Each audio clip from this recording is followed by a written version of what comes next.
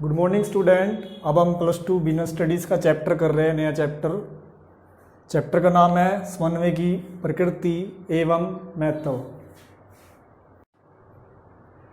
अब ये समन्वय क्या है, हम इस चैप्टर में समन्वय की प्रकृति और महत्व के बारे में बताएंगे। समन्वय का अर्थ होता है तालमेल स्थापित करना। व्यवसाय में बहुत सारी क्रियाएं होती हैं, जैसे क्रय, विक्रय, उत्पादन, वित्त, इन सभी को संतुलित करना पड़ता है ताकि व्यवसाय के उद्देश्य को प्राप्त किया जा सके। अब हम करते हैं इसकी प्रकृति, नेचर। नंबर 1,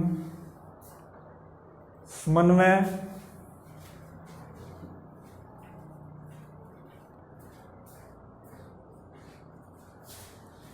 सामूहिक प्रयास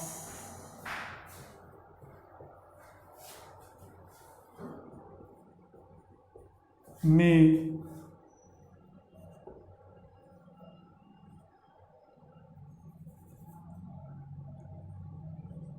सामंजस्य स्थापित करता है या संतुलन स्थापित करता है।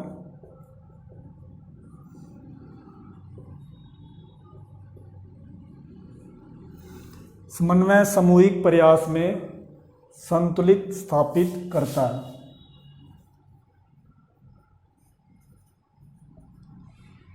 सामूहिक प्रयास में संतुलित स्थापित करता है। देखो, संस्था में अगर एक ही व्यक्ति कार्य कर रहा है तो हमें समन्वय की आवश्यकता ही नहीं है, और यदि बहुत सारे व्यक्ति काम कर रहे हैं तो उनके आपसी जितने भी प्रयास होंगे, सामूहिक प्रयास होंगे, उनमें संतुलन स्थापित करना बहुत ही आवश्यक होगा। और ये कार्य किसके द्वारा किया जाएगा? समन्वय द्वारा, ताकि संस्था के उद्देश्य को प्राप्त किया जा सके। यदि एक व्यक्ति काम करेगा तो समन्वय की आवश्यकता ही नहीं है, सारे मिलके काम करेंगे तो वहाँ पे सामूहिक प्रयास किया जाएगा और उसमें संतुलन समन्वय की सहायता से किया जाएगा। नंबर 2, समन्वय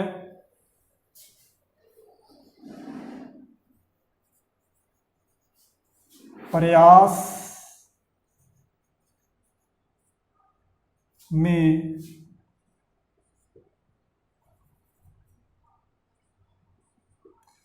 एकता सुनिश्चित करता है।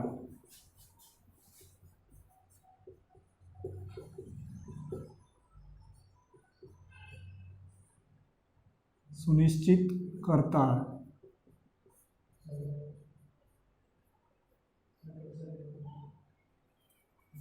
समन्वय एकता प्रयास में एकता सुनिश्चित करता है। संगठन में बहुत सारी क्रियाएं की जाती हैं, क्रय, विक्रय, उत्पादन, वित्त। इन क्रियाओं के अंदर जो भी प्रयास किया जाएगा उसमें एकता बनाना समन्वय का कार्य होगा। जैसे क्रय विभाग और विक्रय विभाग की अपनी अपनी क्रियाओं को इस ढंग से समन्वित किया जाएगा ताकि क्रय विभाग द्वारा क्रय आदेशों की पूर्ति आसानी से की जा सके। मतलब जितने भी प्रयास किए जाएंगे संस्था में, उसमें एकता सुनिश्चित करने का काम कौन करेगा? समन्वय करेगा। तीसरा, समन्वय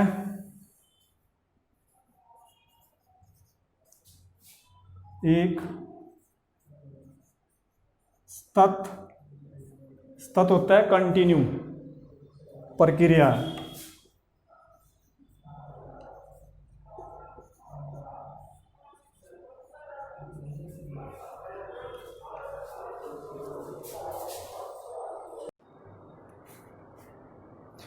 अब तीसरी विशेषता है समन्वय एक सतत प्रक्रिया। सतत मीन्स होता है कंटिन्यू, मतलब ये एक ऐसा कार्य नहीं है कि इसको एक बार करने के बाद ना किया जाए, बल्कि इसकी आवश्यकता बार बार की जाएगी, क्योंकि संस्था में बहुत सारी कार्य होते हैं, बहुत सारी क्रियाएं होती हैं, और उस क्रियाओं में कोई ना कोई क्रिया आवश्यकता से अधिक हो जाती है, कोई ना कोई क्रिया आवश्यकता से कम हो जाती है, जिससे उन क्रियाओं में संतुलन बिगड़ जाता है। इसलिए उन क्रियाओं में संतुलित स्थापित करने के लिए क्या चाहिए? समन्वय चाहिए।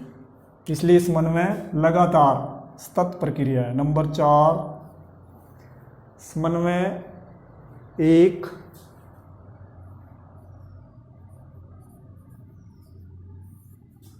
सर्वव्यापक कार्य है।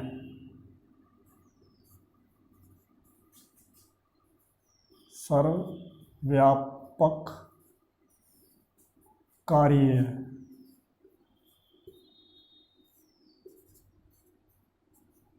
जो समन्वय है एक सर्वव्यापक कार्य है, मतलब समन्वय की आवश्यकता हर जगह पे पड़ती है, हर एरिया में पड़ती है, हर क्षेत्र में पड़ती है, चाहे वो व्यावसायिक क्षेत्र हो चाहे गैर व्यावसायिक क्षेत्र हो, और समान रूप से पड़ती है। जैसे उदाहरण के लिए स्कूल में टाइम टेबल का होना समन्वय का उदाहरण है। खेल के मैदान में खिलाड़ियों का पूर्व निर्धारित जगह पे खड़ा होना वो भी समन्वय का उदाहरण है। मतलब समन्वय हर जगह चाहिए। इसी तरह व्यावसायिक इकाइयों में, व्यावसायिक संस्थाओं में क्रय, विक्रय, उत्पादन आदि बहुत सारी क्रियाएं करनी पड़ती हैं। उन क्रियाओं में संतुलन स्थापित करना ही समन्वय है। इसलिए बोलते हैं समन्वय सर्वव्यापक कार्य, हर जगह इसकी जरूरत है। नंबर 5, समन्वय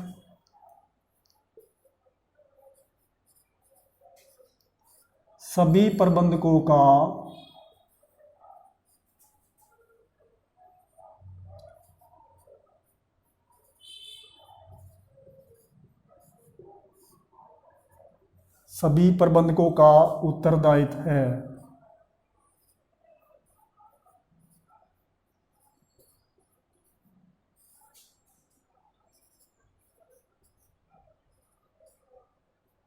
समन्वय सभी प्रबंधकों का उत्तरदायित्व है।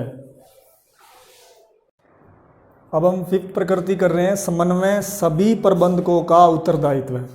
जितने भी प्रबंधक हैं, चाहे वो उच्च स्तरीय प्रबंधक हैं, चाहे मध्य स्तरीय प्रबंधक हैं, चाहे निम्न स्तरीय प्रबंधक हैं, हर प्रबंधक का उत्तरदायित्व है समन्वय स्थापित करना। क्योंकि हर विभाग में जितने भी कार्य होते हैं सारे महत्वपूर्ण हैं, और उन कार्यों में संतुलन स्थापित करना सभी प्रबंधकों का उत्तरदायित्व होता है।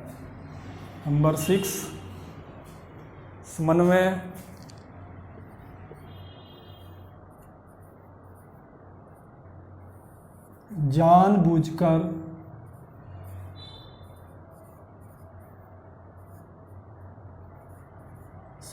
जानबूझकर स्थापित किया जाने वाला